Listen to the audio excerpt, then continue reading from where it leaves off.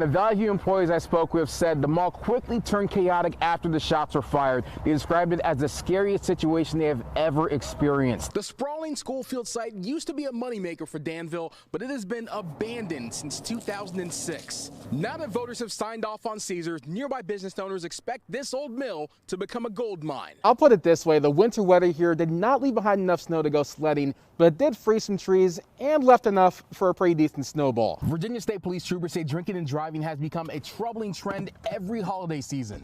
That trend continued last year as well. Between Thanksgiving and New Year's, there were more than 100 alcohol-related crashes in the Roanoke region, which resulted in 3 deaths. Moore says he's grateful his fellow firefighters did what they could to put out this fire, but he says one item helped save his life before they got here.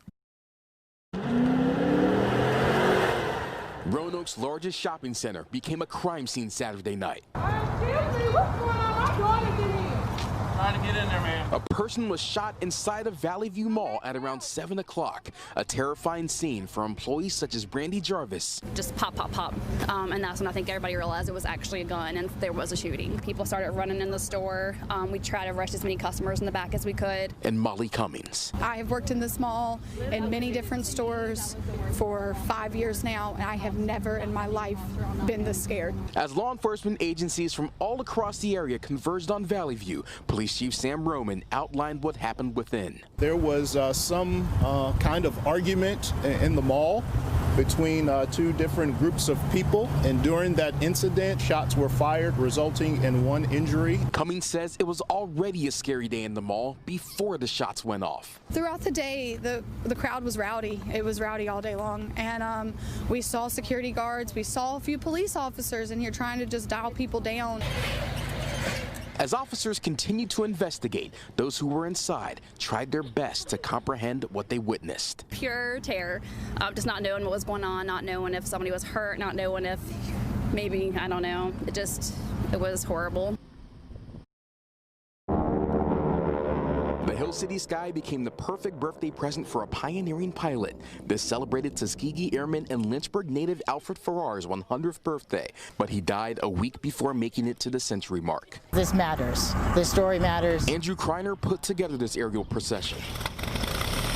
More than a dozen pilots flew to Lynchburg Regional Airport for the event. That includes Kreiner, who came down from Northern Virginia. It's an incredible honor to pay tribute to a hero and a patriot this way. Several pilots such as Lou Feldberry captained the same kind of World War II era plane Farrar himself would have flown in his service. It's just, there's nothing, it's hard to describe unless you go up with me.